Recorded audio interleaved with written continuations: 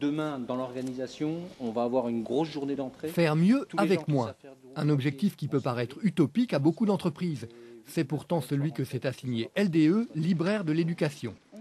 Employant 24 salariés, LDE est spécialisé dans la fourniture de manuels scolaires et universitaires en France et à l'étranger.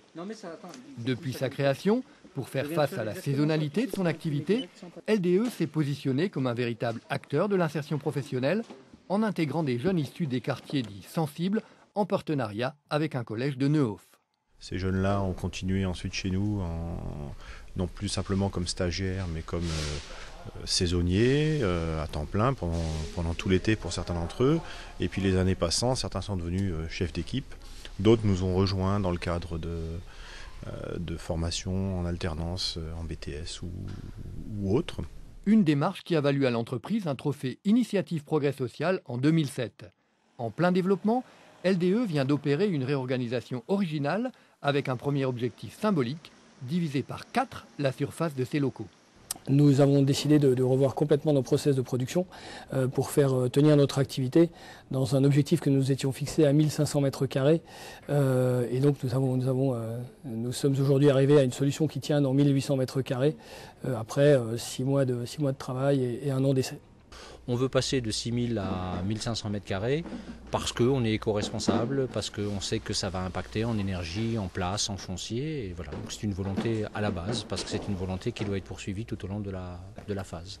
Cette éco-responsabilité se traduit aussi par une adaptation de la politique commerciale à une économie bas carbone, notamment dans le domaine du transport international. Alors on a mené une politique de meilleure organisation du calendrier des commandes de nos clients pour les aider à favoriser l'expédition maritime des plus gros volumes, ce qui nous permet de limiter nos expéditions aériennes, ou en tout cas le volume de ces expéditions aériennes, et donc d'avoir un impact direct sur le carbone.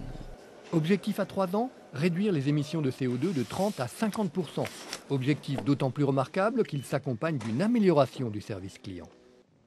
Avec finalement un petit peu de contraintes à différents endroits, pour nous, pour les clients, on s'est rendu compte qu'on pouvait fonctionner avec beaucoup moins de ressources. Et c'est devenu pour nous maintenant, je dirais, un mode de pensée. Lorsqu'on pense à un projet, lorsqu'on pense à une façon de développer les choses, c'est vrai que c'est dans cette direction qu'on va.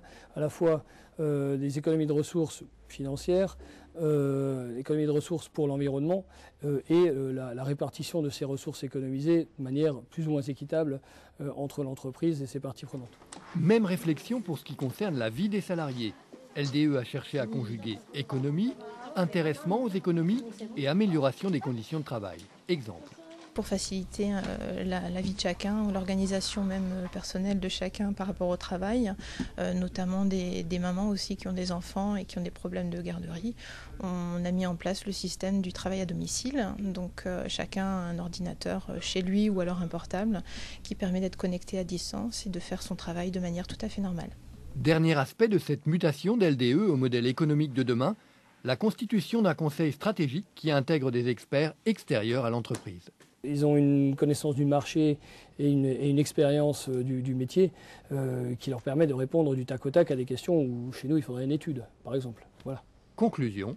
Faire mieux avec moins, c'est possible, il faut le vouloir.